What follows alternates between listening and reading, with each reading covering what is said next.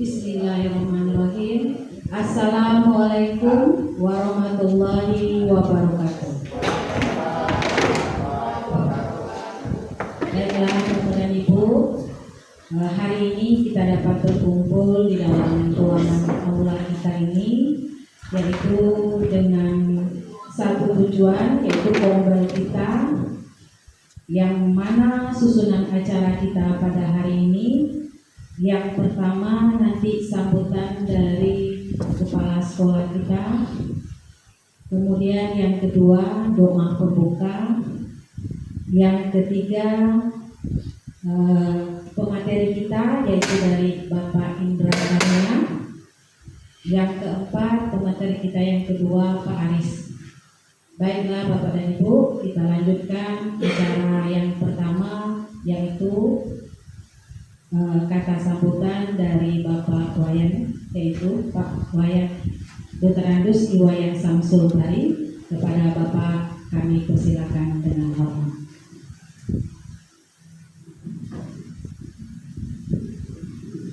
Bismillahirrahmanirrahim. Assalamualaikum warahmatullahi wabarakatuh. Alhamdulillahirabbil alamin. Wassalatu wassalamu ala rasulillah wa ala alihi wa sahbihi. Allahumma shalli ala sayyidina Muhammad wa ala ali sayyidina Muhammad. Puja dan puji kepada Allah Subhanahu wa taala pada kesempatan yang berbahagia hari ini, di kesempatan hari Sabtu, dan kita berkumpul untuk mengagendakan komunitas belajar Seroja di SMP Negeri Pareman. Dan tentunya alhamdulillah kegiatan kombel Seroja ini sudah bisa berjalan sesuai dengan jadwal yang kita sudah rencanakan. Dan tentunya saya sangat mengapresiasi bagi seluruh narasumber dari edisi pertama sampai edisi hari ini. Dan hari ini tentunya spesial untuk edisi kegiatan kombel kita. Ada dua materi kegiatan yang akan diisi. Pertama bersama guru debat kita Pak Indra Terunan SPD yang akan menyampaikan rencana tindak lanjut program memfasilitasi pembelajaran PJOK melalui kombel dan nantinya berdampak kepada peserta didik kita. Nah tentunya ini kegiatan yang memang sebagai pencerahan kepada guru-guru, terutama kepada guru olahraga PJOK, karena di setiap mata pelajaran kita memang dituntut sekarang untuk berkompetensi, meningkatkan kompetensi kita di wadah-wadah kegiatan baik melalui MBEP, apakah di kombel, bahkan kemarin Pak Indra juga melalui Kementerian Pendidikan yang mengkhususkan kegiatan ini guru mata pelajaran PJOK. Tentunya tidak untuk kemungkinan juga program dari kementerian ini menyasar kepada guru bahasa Inggris juga. Nah, mudah-mudahan apa yang sudah Pak Indra dapatkan selama kurang lebih 1 bulan di Sanggar Belajar Maharbat bisa diimplementasikan di SMP Negeri Pareman ini, terutama kepada peserta didik. Jadi sasarannya tentunya berdampak kepada peserta didik. Jadi komunitas belajar yang ada di sekolah kita yang kita sudah resmikan dan kita bentuk dan sudah terdaftar juga di PNM sudah resmi keberadaannya dan berkegiatan. Nah, tentunya sangat saya apresiasi Bapak Ibu yang mempunyai pengalaman, pengetahuan di luar sekolah. Silakan Bapak Ibu berikan kepada kita semua. Jadi siapapun yang akan memberikan, Bapak Ibu semuanya kita tetap apresiasi. Jadi tidak perlu Bapak Ibu sungkan, tidak perlu Bapak Ibu ragu, karena kita semuanya sama-sama untuk belajar dalam pengembangan peningkatan kompetensi di mata pelajaran apapun yang kita ampu. Oleh karena itu, mungkin di hari ini setelah Pak Indra juga akan disampaikan pemateri kedua bersama Pak Haris yang berkaitan dengan tim pencegahan dan penanganan kekerasan yang ada di sekolah kita untuk sesi kedua. Mungkin hanya ini dapat saya sampaikan sebagai arahan dan sambutan selaku kepala sekolah SMP Negeri Parengat. Apa yang disampaikan oleh narasumber Pak Indra, mari sama-sama kita dengar sebagai bagian pembelajaran untuk kita semua. Assalamualaikum warahmatullahi wabarakatuh.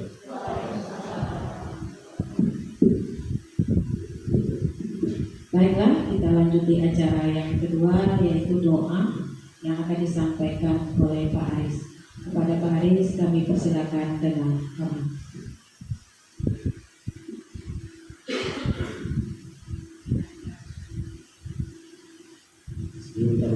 Sama-sama kita bersyukur kepada Allah Subhanahu wa taala. Astaghfirullahaladzim allazi la ilaha illa huwal hayyul qayyum wa atubu ilaih. Astaghfirullahaladzim allazi la ilaha illa huwal hayyul qayyum wa atubu ilaih. Astaghfirullahaladzim allazi la ilaha illa huwal hayyul qayyum wa atubu ilaih. أعوذ بالله من الشيطان الرجيم. بسم الله الرحمن الرحيم.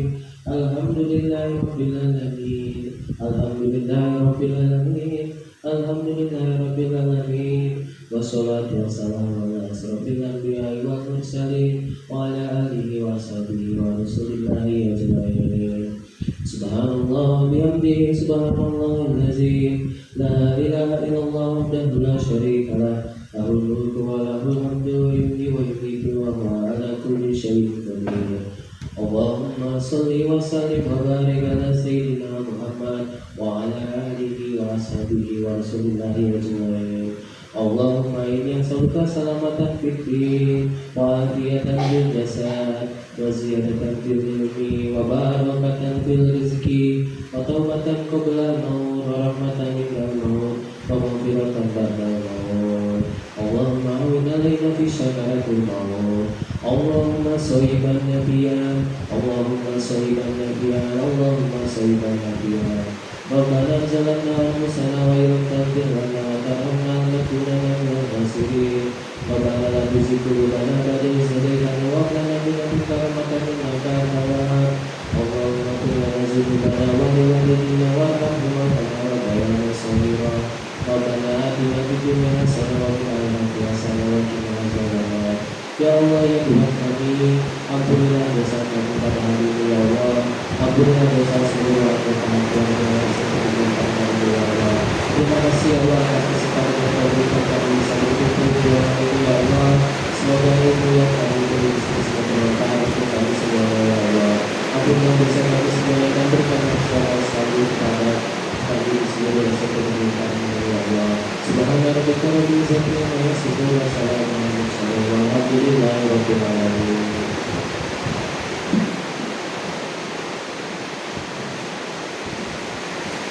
Selanjutnya, acara yang ketiga, rencana tindak lanjut program fasilitas pembelajaran terbuka dengan tema Bolaku di Kampusku yang akan disampaikan oleh Bapak Indra Taruna Misteri. Kepada Bapak kami persilakan dengan hormat.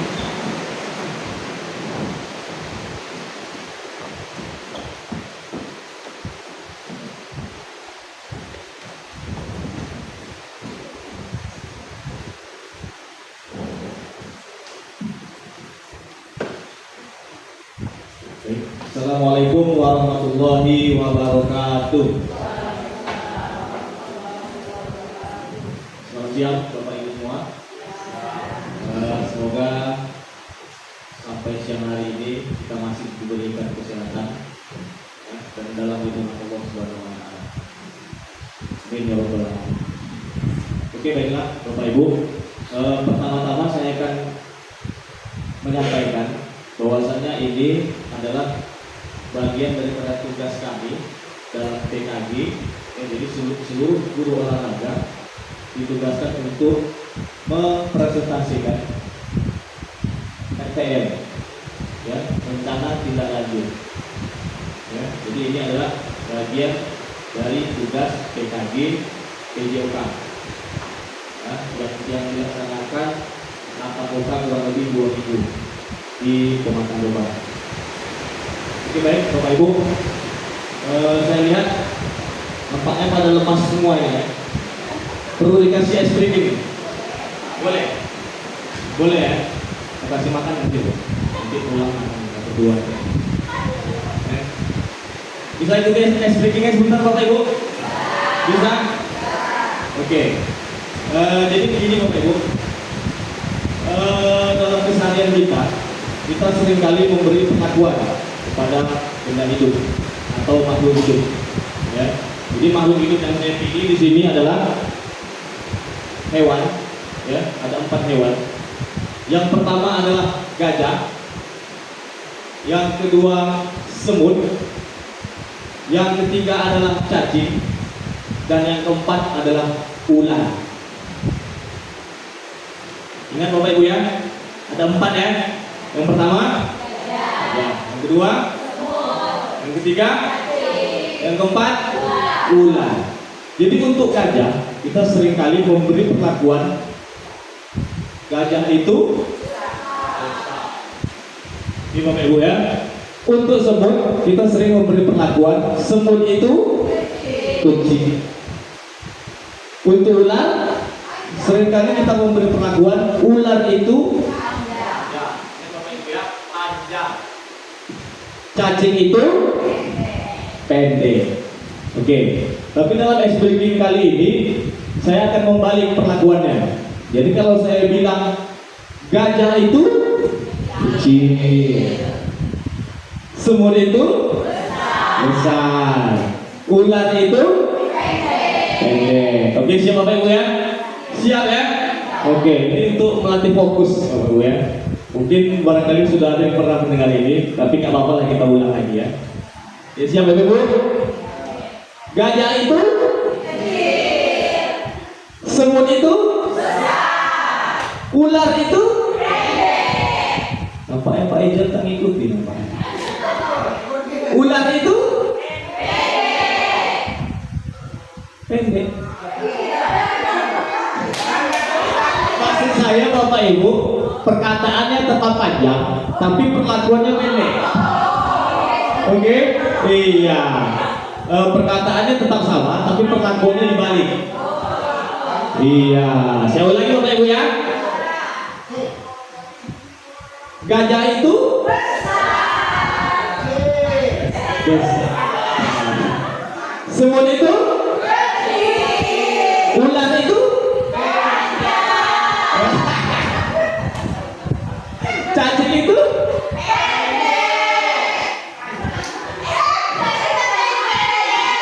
ya, pengakuannya oke. Sebut tangan untuk Bapak Ibu semua. Ternyata di siang hari ini kita masih fokus ya. Masih fokus. Mantap berarti Bapak Ibu semua. Oke, baiklah Bapak Ibu. Saya akan menyampaikan materi ini. Jadi di sini saya bukan sebagai narasumber Bapak Ibu ya. Bukan narasumber seperti CGP ini tidak. Ya, tapi di sini membuka ruang diskusi. Jadi apabila ada masukan dari Bapak Ibu yang membangun, dipersilahkan. Ya. Baik, di sini saya akan mempresentasikan rencana tindak lanjut dalam pembelajaran PJOK. Jadi dalam pembelajaran PJOK ini Bapak Ibu, rencana tindak lanjut itu adalah untuk memfasilitasi siswa yang kekurangan dan juga yang kelebihan.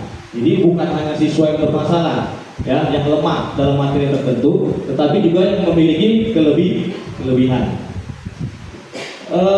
Kalau di sini saya mengambil siswa yang memiliki minat dan bakat, tetapi dia tidak tersalurkan di dalam pembelajaran PJOK. Makanya kita memfasilitasi siswa tersebut untuk membuat RTL ini, rencana tindak lanjut. Karena dalam pembelajaran PJOK itu Bapak Ibu, materi itu kan berganti-ganti. Sementara ada anak yang suka misalnya sepak bola, jadi minat dan bakat dia tersebut tidak tersalurkan. Makanya kita buat RTL untuk memfasilitasi atau mewadahi siswa tersebut untuk menyalurkan potensinya, ya, di dalam rencana tindak lanjut ini. Baik, di sini saya akan bahas mengenai latar belakangnya sedikit. Yang pertama adalah Bapak kita Ki Hajar Dewantara memiliki pandangan bahwasanya ilmu itu bukan hanya penyampaian ilmu, ya, transfer ilmu, tetapi juga untuk mengembangkan potensi anak. Itu latar belakang yang pertama. Yang kedua adalah dalam Undang-Undang Nomor 11 Tahun 2022 tentang keolahragaan mencakup berbagai aspek olahraga, termasuk prinsip-prinsip penyelenggaraan olahraga pembinaan, prestasi olahraga, pembiayaan dan sebagainya. Dalam hal ini saya mengambil materi sepak bola karena sepak bola ini adalah cabang olahraga yang populer, ya, dan banyak diminati oleh anak. Jadi kalau di dalam pembelajaran PJOK mungkin minat dan bakat dia tidak tersalurkan. Makanya di sini kita membuat rencana tindak lanjut untuk kedepannya. Berikutnya siswa akan terlibat dalam pemilihan jenis permainan, pembuatan aturan mini game dan pemilihan tim. Jadi dituntut untuk mandiri anak ini Bapak Ibu, ya, dituntut untuk mandiri. Konteks sekolah memiliki lapangan futsal yang cukup luas. Namun juga sekolah bisa meminjam lapangan stadion yang dekat dengan sekolah. Kesenjangan dan kebutuhan, banyak siswa yang tertarik sepak bola, namun kurang mendapatkan kesempatan untuk mengembangkan kemampuan mereka. Maka dari itu, sebagai guru PJOK, kita perlu membuat rencana tindak lanjut untuk cabang olahraga yang diminati atau disukai oleh anak. Agak tua mungkin. Oke, Asep masih.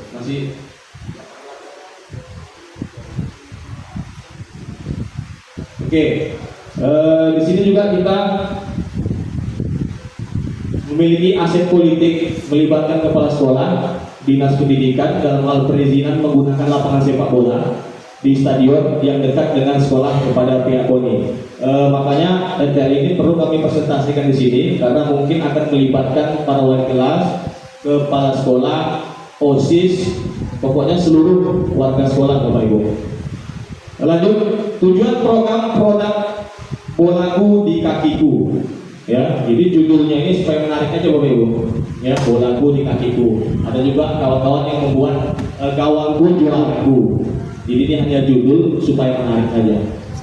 Berikutnya, meningkatkan minat partisipasi siswa dalam bermain sepak bola, mengembangkan keterampilan dasar sepak bola, menumbuhkan semangat sportivitas dan fair play. Fair play itu maksudnya anak bisa bermain sportif, ya, sportif, menunjukkan sikap dan mental yang baik. Itu maksudnya fair play dalam olahraga Bapak Ibu. Berikutnya membentuk karakter siswa yang disiplin, bertanggung jawab dan bekerja keras. Jadi bedanya RTL ini dengan ekstrakurikuler. Kalau ekstrakurikuler itu kan dia untuk khusus prestasi Bapak Ibu ya. Jadi kalau RTL ini, jadi ada edukasinya juga di situ, ada pembelajarannya. Lanjut, menciptakan komunitas sepak bola yang positif di sekolah.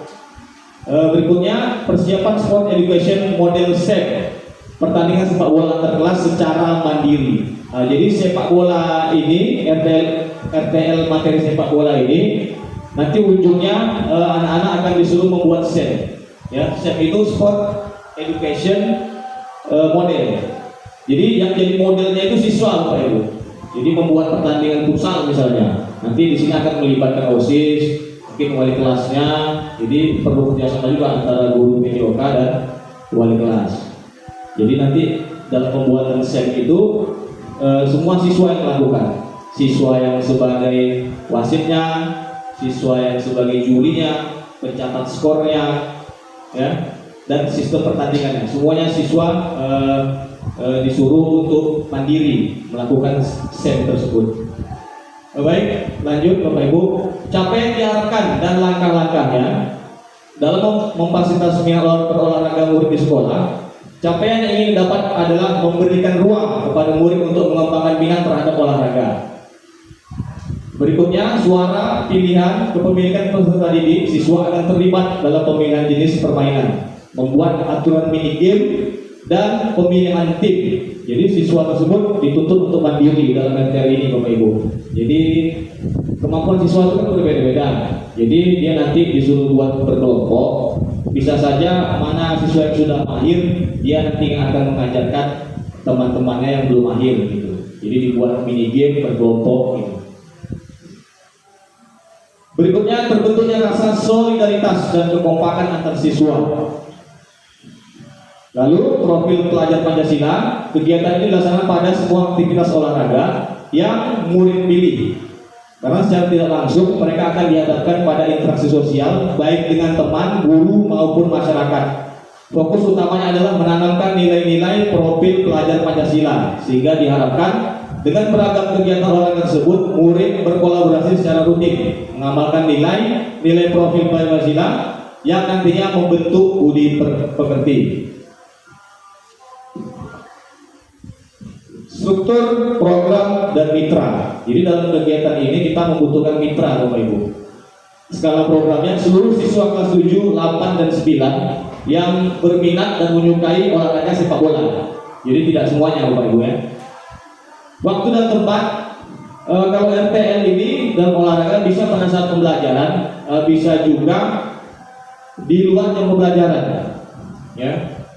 Kalau untuk memfasilitasi siswa yang lemah, bisa untuk pembelajaran berikutnya kita lakukan RTL tersebut. Tapi ini di luar jam pembelajaran. Waktu dan tempat, setiap hari Kamis jam 4 sore di lapangan futsal ataupun stadion dekat sekolah. Mitra, guru PJOK, OSIS, dan perwakilan kelas. Komunitas belajar, guru PJOK, wali kelas, dan orang tua. Kalau bisa juga ada petugas kebersihan untuk merawat kebersihan lapangan, misalnya kalau kita di stadion untuk menjaga kebersihan. Di sini kita harus mempunyai kapasitas, Bapak Ibu ya, kapasitas yang dimiliki. Jadi kita harus memiliki aset, ya, aset atau modal. Yang pertama adalah modal manusia. Modal manusianya itu adalah salah satunya kepala sekolah, guru, OSIS, dan orang tua. Modal fisik, lapangan sekolah, lapangan stadion dekat sekolah, lingkungan masyarakat. Modal sosial, koordinasi dengan masyarakat, KONI atau perangkat desa untuk mendapat, misalnya kalau ke KONI mendapatkan izin pemakaian stadion. Modal lingkungan, udara bersih, lingkungan dan masyarakat. Modal finansial, proposal ke pihak swasta atau melalui dana bos, karena kegiatan ini membutuhkan biaya. Modal aset politik. Aset politik ini maksudnya melibatkan kepala sekolah, dinas pendidikan, KONI. Jadi aset politik ini maksudnya Bapak Ibu, tentu misalnya kalau guru olahraga saja meminta izin lapangan ke KONI bisa jadi tidak diizinkan. Jadi di sini kita menggunakan aset politik. Pertama mungkin dengan Bapak kepala sekolah dulu, kalau tak bisa juga baru kita menghadap ke dinas pendidikan untuk mendapatkan izin pemakaian stadion misalnya. Rencana evaluasi. Evaluasi secara menyeluruh dilaksanakan pada setiap semester atau akhir tahun pelajaran. Apa yang sudah baik dan apa yang harus ditingkatkan, melihat dari umpan balik murid dan orang tua murid. Berikutnya kuesioner, observasi, dan penilaian permainan.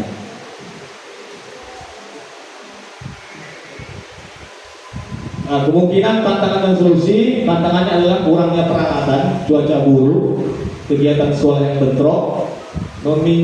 Solusinya meminjam peralatan dari sekolah, membuat alat sederhana dari wan bekas, mengadakan latihan indoor jika cuaca buruk, membagi siswa dalam beberapa kelompok berdasarkan kemampuan. Timeline dapat disesuaikan berdasarkan semester atau tahun ajaran. Selalu ada fleksibilitas, ya. Jadi waktunya ini tidak kaku Bapak ya Ibu ya, tergantung melihat kondisi dan situasi bisa disesuaikan. Evaluasi berkala dapat dilakukan untuk memantau kemajuan program. Oke, baiklah Bapak Ibu, mungkin hanya ini yang dapat saya sampaikan. Apabila di sini ada masukan dari Bapak Ibu, boleh diberikan masukan. Ada Bapak Ibu masukannya? Boleh.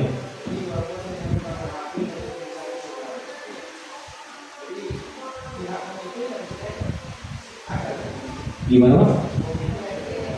Komite. Oh, pihak komite jika diperlukan bisa juga Pak.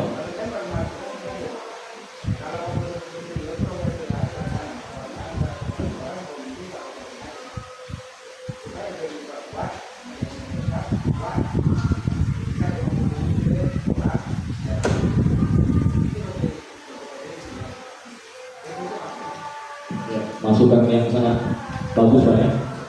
Ini akan jadi bahan pertimbangan saya ya. Jadi RTL ini masih berencana Bapak Ibu ya, belum istilahnya belum dipraktikkan, tapi insya Allah akan kita lakukan ke depannya kalau memungkinkan ya, karena ini menyangkut biaya banyak, lingkungan sekolah, wali kelas dan lain-lain.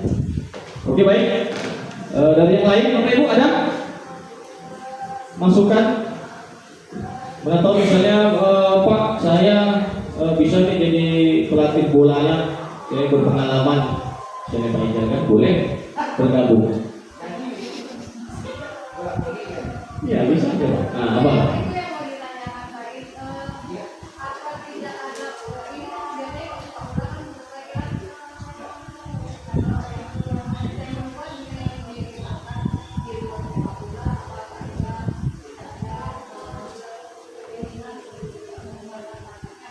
Oh yang putri, oh bisa Bapak Ibu, ini tidak dibatasi ya, tidak ada membedakan laki-laki dan wanita di sini Bapak Ibu. Jadi kalau putri pun boleh diikutkan. Yang pasti dia kelas 7, 8 dan 9 yang menyukai dan berbakat dalam olahraga sepak bola. Iya, cabang olahraga sepak bola. Kita tak bisa mengambil terlalu banyak Bapak Ibu, satu aja dulu. Jadi di sini saya mengambil pilihannya olahraga yang disukai dan banyak diminati oleh siswa. Nah, jadi karena di sekolah kita saya lihat yang banyak minat itu sepak bola, ya. Kalau di basket agak kurang. Nah, oke.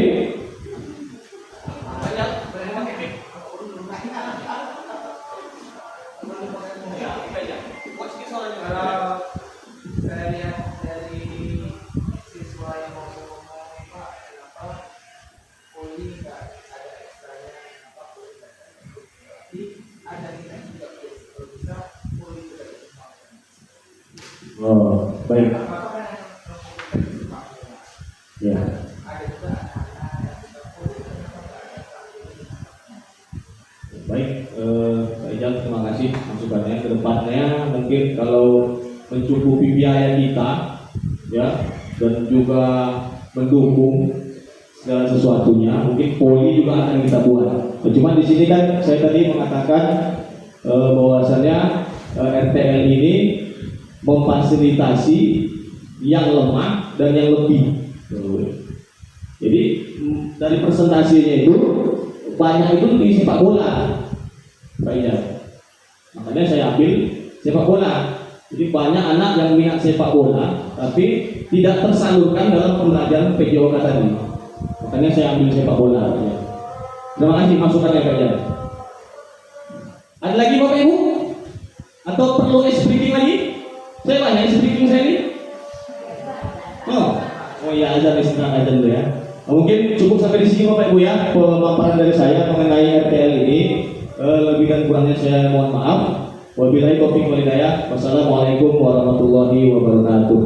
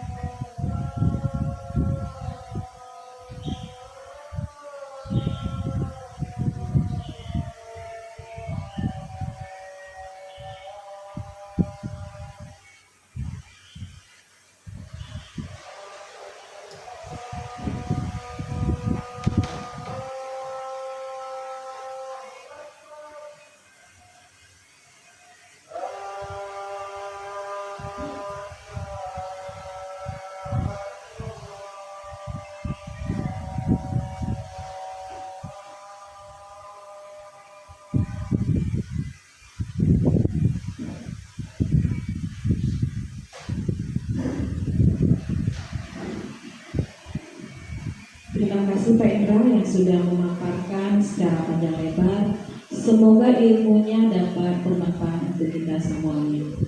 Baiklah Bapak dan Ibu, kita lanjuti acara yang keempat, yaitu sosialisasi tim pencegah dan penanganan kekerasan, yaitu disingkat dengan TPPK. Pada satuan pendidikan kita, materi ini akan disampaikan oleh Bapak Haris Setiawan SPD. Bapak-bapak, kami persilakan dengan hormat.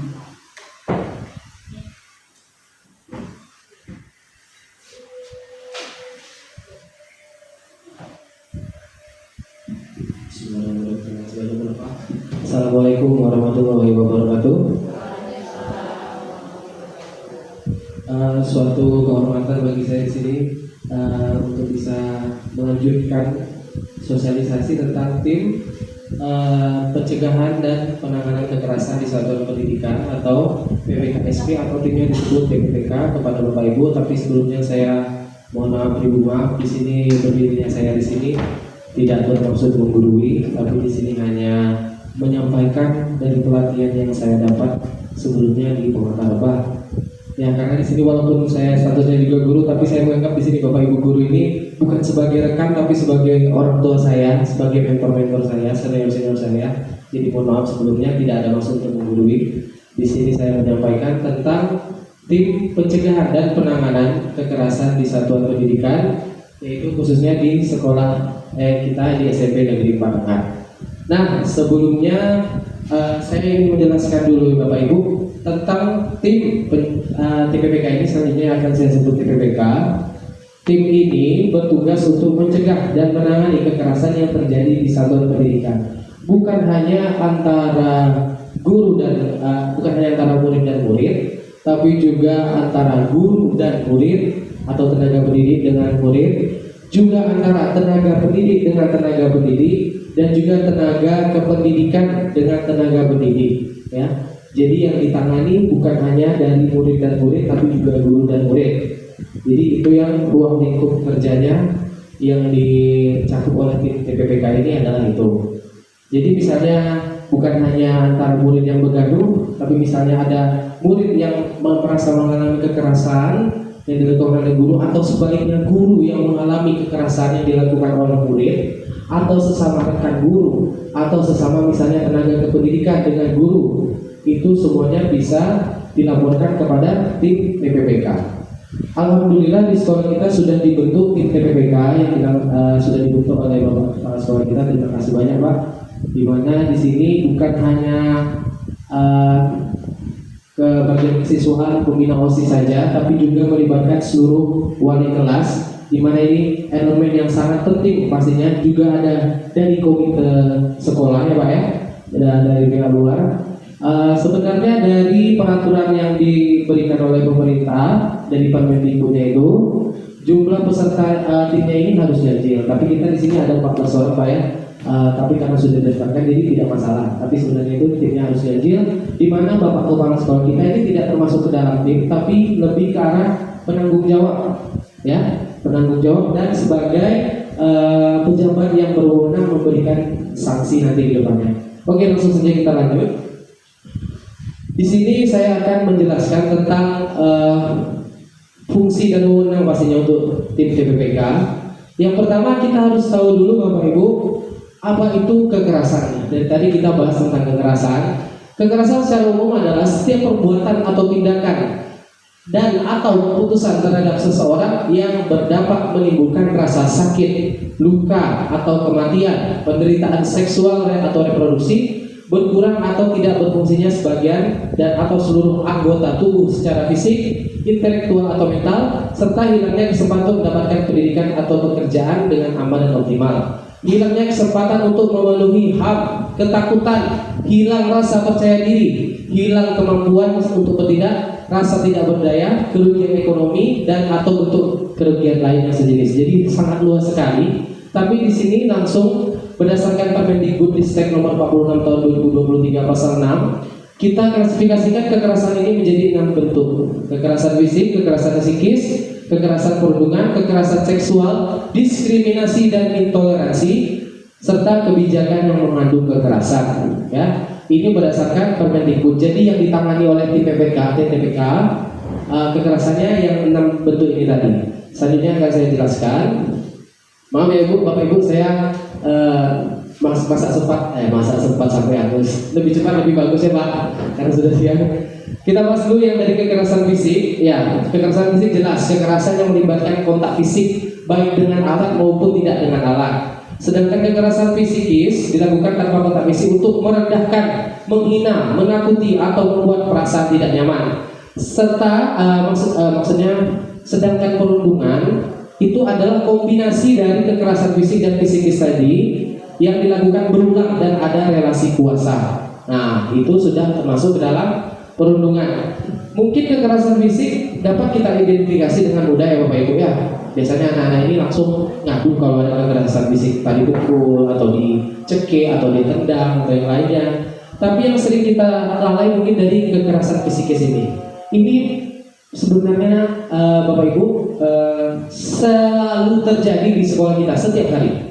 Ya, seperti merendahkan, menghina, menakuti atau membuat perasaan tidak nyaman ini selalu ada. Jadi simpelnya saja seperti ngejek nama orang tua, ya. Ngejek nama orang tua ini masih terjadi setiap hari di anak-anak kita ini. Menghina dari segi warna kulit, ya. Banyak korban-korbannya yang berwarna kulit gelap, yang badannya gemuk, itu sering menjadi korban. Mungkin kita kurang aware ini karena tidak terlalu nampak, dan korbannya ini tadi mungkin tidak terlalu nampak berbekasnya di fisik, tapi mungkin berbekasnya di hati, dan itu pengaruhnya ke kondisi psikologisnya. Selanjutnya, Bapak, ya. Ada kekerasan seksual. Ya, di sini mungkin Bapak Ibu mohon maaf beribu maaf sebelumnya untuk ibu-ibu. Mungkin pernah dengar anak kita menyebut istilah tobrut. Mungkin Bapak Ibu ya, ini istilahnya sebenarnya istilah baru. Ini merupakan, mohon kalau dengar anak-anak kita, khususnya anak-anak kelas 9 biasanya itu, kelas 8, kelas 9, yang sering menyebut istilah itu, mohon langsung ditegur, langsung dimarah. Itu pelecehan sekali Bu. Mungkin belum pernah dengar ya Bu ya, itu tobrut itu dari bahasa Roken sana. Brutnya itu brutal, to-nya itu yang itulah tadi, organ dari perempuan tadi. Itu yang sering disebut oleh kelas 9 kita. Mungkin Bapak Ibu yang kurang aware lah ya, kita yang tua-tua ini gitu kan. Tapi yang mudah-mudahan saya yakin mungkin sudah sering dengar istilahnya. Bu Nina, Bu Fitri, pernah dengar? Belum pernah dengar? Ya, tolong kedepannya kalau dengan istilah anak kita bilang tobrut, langsung marah. Maksudnya langsung tegur. Dari dulu ya Pak ya, belum berubah. Kalau zaman saya dulu toge, sekarang tobrut. Mohon maaf sebenarnya saya. Mana tahu kita tidak aware kan? Ya lebih banyak lagi Pak. Ini luar biasa kekerasan seksual ini. Anak-anaknya saya sebenarnya sudah mengantongi nama-nama korbannya, nama-nama pelakunya. Ini saya yang di kelas saya masuk, saya sudah nampak lah gitu. Beberapa kan sudah dilakukan pencegahan. Nanti kita bahas lagi bagaimana pencegahan dan penanganannya ya. Selanjutnya itu ada diskriminasi dan intoleransi. Nah ini menurut saya ini sangat paling parah, tapi paling tidak kasat mata. paling parah tapi paling tidak kasat mata. Di kelas 7A, 7B, 8A, 8B, 9A, B, C, setiap kelas ini yang saya masuk ya Bapak Ibu ya. Saya sudah tahu satu korbannya. Contoh di 7A ada Azmi yang sering terjadi diskriminasi. Di 7B ada Widya. Di 8A ada Tri Rahma. Di 8B ada Via Stefani Zegua. Di 9A itu ada Amar 9B Bu. 9A siapa namanya, lupa saya namanya Bu. Gilang. Nah, Gilang. Di 9C itu ada Margareta. Mungkin di kelas-kelas lain pasti ada. Diskriminasi ini seperti apa? Contoh, dia tidak mau berkelompok dengan yang satu ini gitu. Dianggap sebagai beban katanya gitu. Tak lah bisa dengan yang ini. Nah, yang parahnya lagi kalau di kelas-kelas tertentu itu biasanya tak ada temannya tak ada temannya Bapak Ibu. Yang korban-korbannya tadi ini tak ada yang berteman, cuman karena dia sendiri yang dan yang lain ini kompak menyudutkan, jadi seolah-olah dia tidak ada nampak salahnya gitu loh. Harus kita yang lebih aware gitu, nengok kok anak ini sendiri. Coba kalau kita lihat anak-anak kita yang sering jalan sendiri ke kantin sendiri, mungkin dia tuh sudah jadi korban diskriminasi tapi kita tak sadar gitu. Jujur sedih nengoknya, terutama mohon maaf ya Bu ini di Azmi itu sedih kali nggak pada Bu? Oh gitu itu ya. Biasanya ada ya, kayak Tri Rahma tuh gitu juga Bu. Kawan-kawan dia itu misalnya kepelotean katanya gitu. Bahasa anak-anak ini tadi lah Bu ya. Sebenarnya itu sudah termasuk kekerasan, bisa menyerang psikisnya. Kayak Azmi tadi ini mungkin dia tak ambil pusing gitu, tapi dia sedikit banyak dia mentalnya pengaruh gitu Bu. Mungkin di 8C di kelas lainnya pasti yang saya tak masuk pasti ada terjadi itu. Biasanya itu dia membedakan suku, etnis, agama, kepercayaan, ras, warna kulit, status sosial, itu yang parahnya, ekonomi, jenis kelamin dan yang lainnya ya. Tapi kalau di sekolah kita ini kalau saya lihat mungkin dari status sosial, warna kulit ya, dari agama sebenarnya ada. Kayak Margareta itu kemarin itu Margareta ini Bu, Pak, anak-anak ini selalu bilang Margareta ini Israel hewan kaki Pak, Israel apa. Tapi ya kadang anak-anak ini tadi yang memancing kan, seperti kata Bu Dini tadi. Kayak Margareta tadi dia bilang dia dukung Israel segala macam gitu kan. Sudah saya tegur itu Margareta berarti mendukung genosida kalau seperti itu, kalau dukung Israel kan. Nah ini tadi beberapa bentuk kekerasan yang mungkin kita tidak sadar. Ini bukan kekerasan, tapi sebenarnya itu kekerasan dan bisa berdampak kepada kondisi psikologis dari murid kita tadi. Lanjut Bu Pak. Nah selain itu juga ada kebijakan yang mengandung kekerasan. Nah ini biasanya pelakunya bisa dari kita. Ya, contohnya kita, tapi kalau menurut saya ini kadang kita perlu membuat kebijakan tadi ini supaya untuk menjadi anak ya Bapak Ibu ya. Tapi di sini bisa termasuk ke dalam kekerasan. Contohnya misalnya kebijakan dari kita untuk anak menghukum anak seperti ini, itu bisa termasuk kekerasan. Tapi kalau menurut saya, selagi masih dalam batas wajar dan itu tujuannya untuk mendisiplinkan anak, saya rasa sah-sah saja. Selagi tidak ada hilangnya hak-hak anak tadi, seperti yang lukanya sampai berbekas atau bagaimana gitu kan, entah dia suruh hukumannya kita suruh lari sampai pingsan, mungkin kan asal tidak seperti itu. Menurut saya di sekolah kita ini masih dalam kategori aman, alhamdulillah. Lanjut Bu Nova. Nah ini fungsi dan wewenang DPPK. Ini kalau dijelaskan banyak, intinya ada 2 poin penting, pencegahan dan penanganan. Pencegahannya bagaimana? Yaitu dengan sosialisasi kita. Makanya saya bersyukur di sini Pak Wayan juga menunjuk bukan hanya 1, 2, 3 orang, tapi seluruh wali kelas. Dan sebenarnya ini yang berperan seluruh anggota keluarga di SMP Negeri 4 ini. Kalau masuk di kelas kita tidak ada salahnya lakukan sosialisasi seperti menasihati anak-anak. Bentuk kekerasan itu seperti ini. Nah, yang kayak menurut kalian kayak gini ini bukan kekerasan, sebenarnya ini kekerasan. Seperti catcalling itu aja sudah termasuk kekerasan Bapak Ibu. Adek cantik, itu termasuk kekerasan loh Bu. Nah, itu catcalling Bu, istilah modernnya ya. Itu sudah termasuk ke dalam kekerasan. Mungkin kedepannya kita lebih aware lagi bentuk kekerasan yang semakin baru ini dengan bahasa-bahasa anak-anak kita ini. Intinya di sini kita yang pertama mencegah dengan melakukan sosialisasi. Sebenarnya sudah kita lakukan seperti kemarin ya Bu Yanti, kita mengundang polisi pencegahan bullying itu sudah kita lakukan. Misalnya pas hari Senin pembina upacara memberikan materi sudah berjalan, atau yang saya lakukan hari Sabtu kemarin atau Minggu kemarin gitu, yang tentang izin sama orang tua kemarin itu COVID, seperti itu. Sosialisasinya cukup seperti itu. Dan kita bisa mengundang narasumber dari luar. Ini bisa digunakan dana bos kalau dari penggunaan dananya. Tapi kemarin itu Pak waktu pelatihan kan bertanya tadi ini kan kepala sekolah ini kan, untuk anggota TPPK ini bagaimana Pak? Adakah anggarannya, ditanya ke orang PPP ini kan? Oh itu kalau itu tak ada katanya gitu. Tapi kalau untuk sosialisasi itu bisa menggunakan dana bos ya Pak Indra ya. Untuk TPPK ini misalnya mau mengundang narasumber dari luar itu bisa. Nah di sini tadi itu pencegahan. Kalau penanganannya bagaimana? Penanganannya itu kita sebagai tim TPPK sebenarnya semuanya berperan. Tapi mungkin yang dari segi administratifnya dari tim TPPK yang sudah terdaftar di SK ini, kita menerima laporan dan juga kita harus menyelidiki tindakan kekerasan yang terjadi. Intinya seperti itu. Kalau dijelaskan satu-satu ini panjang.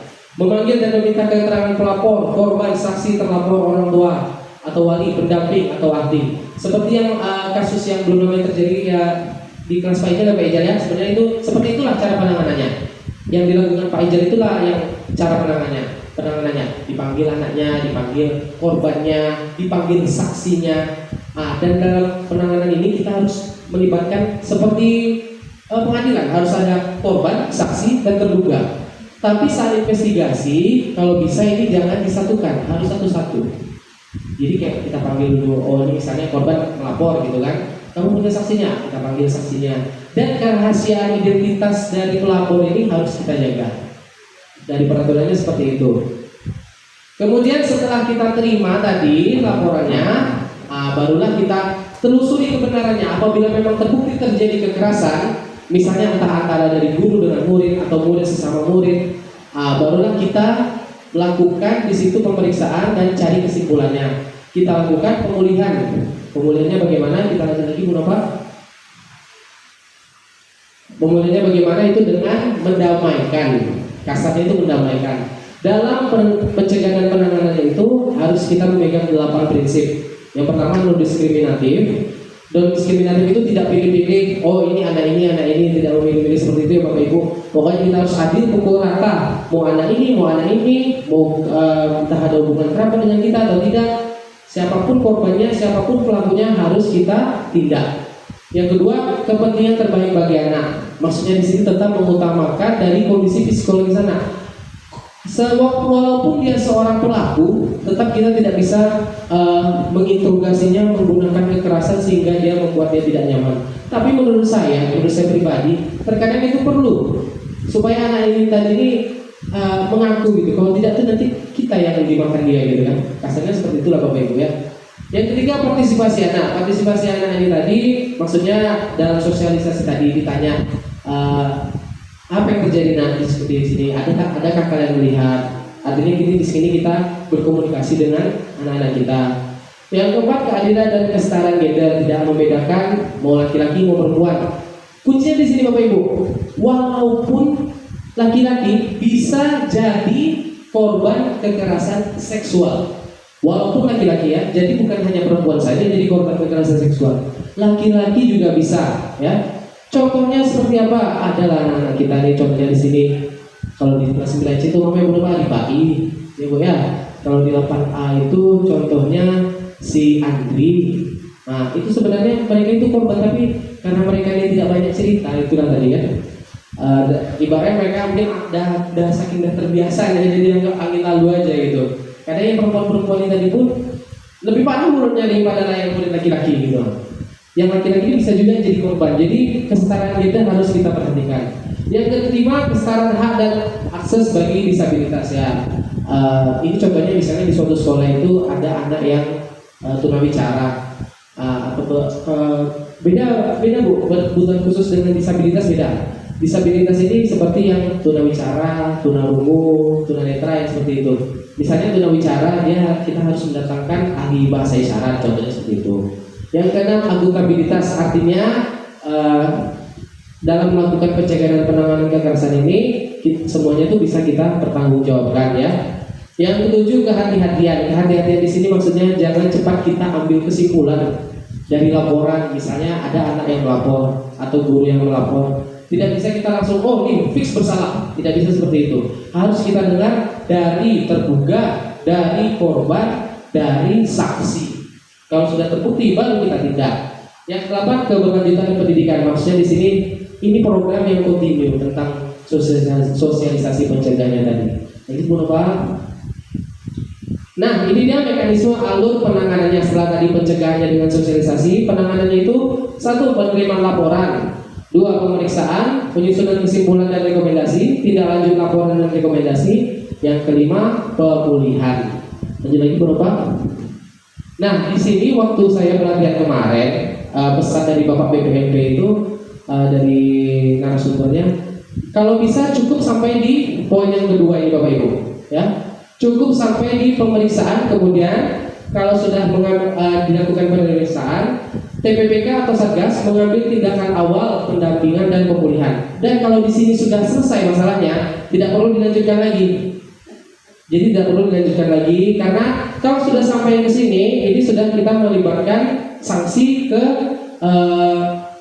pesertanya, ke pelakunya tadi. Dan yang berhak memberikan sanksi secara administrasi itu adalah Bapak Kepala Sekolah kita, ya Pak ya, berdasarkan undang-undangnya.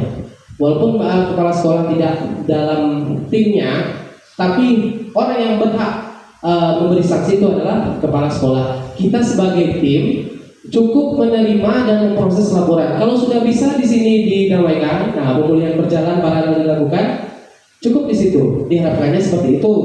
Tapi misalnya tidak bisa juga lagi, tidak mau damai misalnya salah satu pihak, lanjut lagi ke sini, menyusun laporan hasil pemeriksaan, tidak bisa juga lagi langsung sampai ke sini. Dan ini bedanya TPPK dan Satgas ini beda. Satgas itu yang ada di dinas pendidikan. Kita TPPK ini yang ada di satuan pendidikan.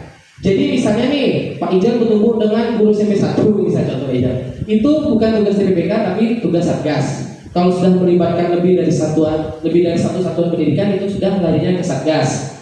Sedangkan misalnya masalahnya di sini antara tenaga pendidik dengan murid, misalnya sudah terjadi pelecehan berat atau terjadi tindakan asusila misalnya gitu kan, itu kan sudah di luar kewenangan kita, sudah pidana lah jatuhnya Bapak Ibu ya, sudah masuk ke pidana, apalagi ada undang-undang perlindungan anak, itu sudah kita laporkan ke Satgas. Kita terima laporan, kita tidak akan bisa menyelesaikannya tuh. Secara teknisnya harus dilaporkan ke Satgas, biar Satgas yang menindak nanti apakah lewat jalur hukum atau bagaimana. Seharusnya seperti itu untuk supaya tercapainya gitu kan. Tapi seandainya bisa kita jaga tadi ini masalah ini tadi di rumah kita tak keluar sampai ke rumah orang lain, itu lebih baik. Katanya seperti itu. Banyak gitulah Bapak Ibu ya. Secara teknisnya seperti itu, tapi kalau bisa kita selesaikan secara kekeluargaan supaya kan tidak menambah buruk nama sekolah kita, misalnya gitu kan. Kalau ada kasus ini otomatis menambah buruk nama sekolah kita. Oke, lanjut dulu Pak. Bagus Bu ya. Ini tadi sampai di sinilah alur penanganannya. Jadi tugas TPPK ini mencegah dan menangani. Alhamdulillah sebenarnya di sini sudah berjalan ya. Contoh kayak kasus-kasus yang kemarin sudah berjalan. Dan juga sedikit ada kekeliruan Bapak Ibu. Jadi kemarin waktu pelajaran itu ada peserta yang bertanya dari SMP 3 Rakit Kulit kalau tidak salah. Bertanya bagaimana Pak kalau anak-anak ini yang membolos atau keluar dari jam pelajaran, itu bukan tugas TPPK. Itu lebih ke tanggung jawab kita bersama sebagai guru ya Bapak Ibu ya. Mungkin tanya guru piket di hari itu yang mengawasi gitu kan. Tapi itu lebih ke tugas kita bersama. Kalau TPPK ini fokus pada kekerasan. Kekerasannya seperti apa? Yang bentuknya sudah saya jelaskan tadi. Tugas utama kita melakukan sosialisasi, itu pencegahannya. Seandainya sudah terjadi, kita periksa. Intinya kita mendamaikan. Tapi di sini kita juga punya batas ruang lingkup. Seperti yang saya bilang tadi, kalau sudah pelecehan berat, seperti kemarin kasus yang beredar itu kan Bu, yang ada videonya viral itu sudah di luar tugas tim TPPK, itu sudah lari ke Satgas dan lanjutnya ke mungkin dari pihak kepolisian. Kira-kira dari Bapak Ibu ada pertanyaan? Nah, ini kalau masalah dari alur, nampaknya alur dari sampai dari itu, tapi dalam konteks ini dibayar dari yang kita dari yang dibuat jadi sampai dari itu hanya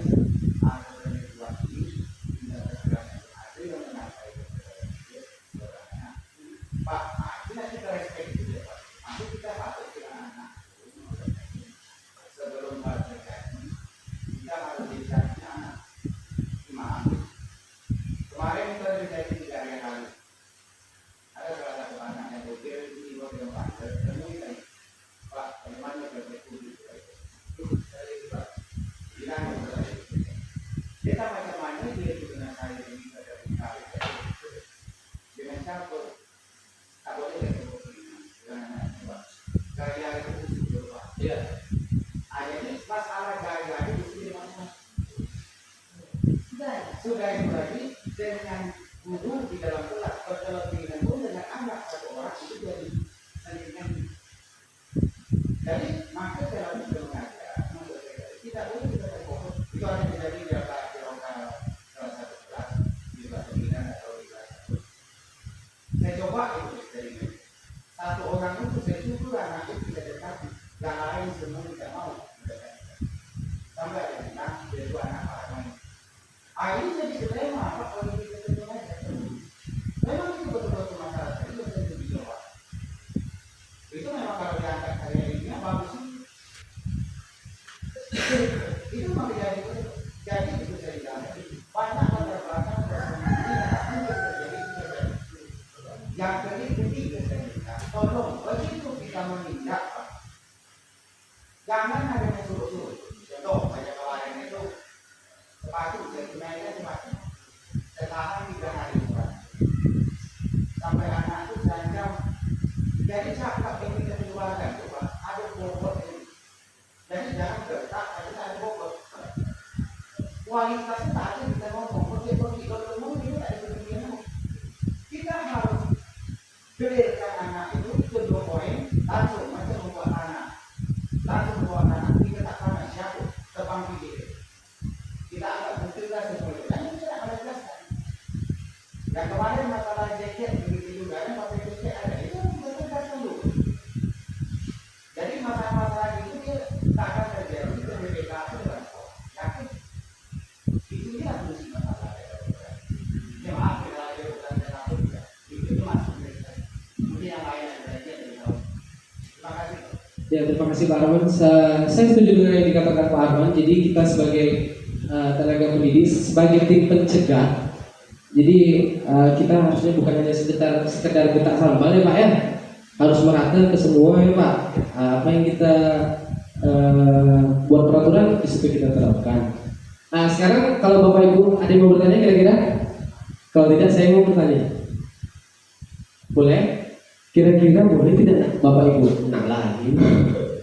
Boleh tidak Bapak Ibu kita menggunakan kekerasan? Contoh memukul anak. Menurut Bapak Ibu boleh tidak? Secara peraturan tidak boleh Pak. Tapi butuh tidak kita Bapak Ibu? Iya. Menurut saya, kalau saya pribadi Bapak Ibu, pendapat saya pribadi, kadang kita butuh kayak gitu. Karena kadang anak-anak kita tadi ini, contoh kita ini kan produk-produk, sebenarnya kita ini produk ya kan Bapak Ibu. Dari guru-guru kita dulu, yang sedikit lah ada bumbu-bumbu kekerasannya, tapi itu kan menjadikan kita lebih baik ya tak Bapak Ibu? Setuju tidak kira-kira?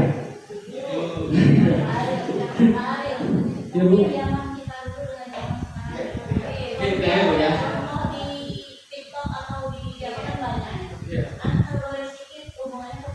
Ya. Makanya sekarang banyak parodi-parodi yang menggambarkan anak mau apapun dibiarkan. Ya, memang betul Bu. Yang baru-baru ini yang dulu di Gorontalo itu Bu ya. Yang sampai diancam sampai disomasi bupati. Saya yang merusak semua itu ada HAM. HAM ya Bu ya, betul. Yang mengandungkan itu tadi, yang apa anak tadi apa yang apa itu pokoknya. Seperti pedang bermata dua. Yang sebenarnya. Ya Pak Ijam.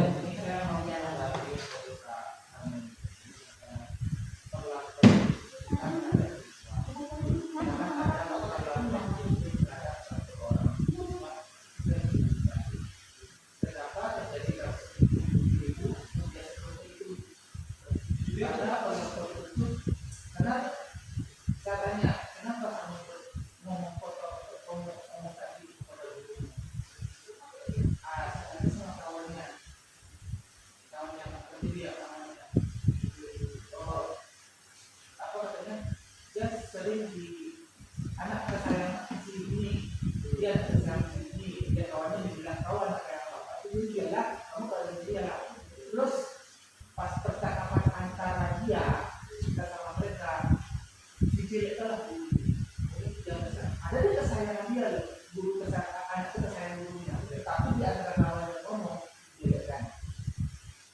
Karena kita memperlakukan khusus ada kesesuaian lagi.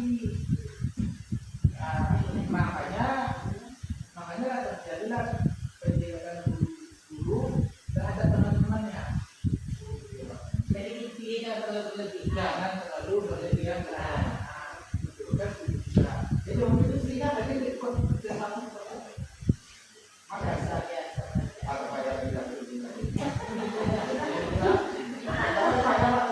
Baik, terima kasih Bapak Ibu untuk perhatiannya. Dengan ini saya tutup. Assalamualaikum warahmatullahi wabarakatuh.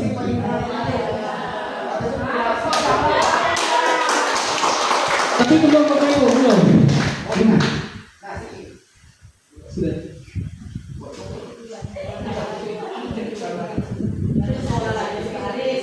Baiklah Bapak dan Ibu, kita hapus dulu untuk dua moderator kita kali ini yang sudah memberikan kita. Terima kasih Pak Aris dan Pak Indra. Baiklah Bapak Ibu, kita tutup aja. Oke Bapak dan Ibu guru, kita lanjut. Kita tutup acara kita hari ini dengan sebuah pantun. Buah nanas, buah ceri, dicampur gulai enak sekali. Cukup sekian pertemuan kali ini. Semoga kita bisa bertemu di kemudian hari. Saya tutup dengan wabillahi taufiq wal hidayah. Wassalamualaikum warahmatullahi wabarakatuh.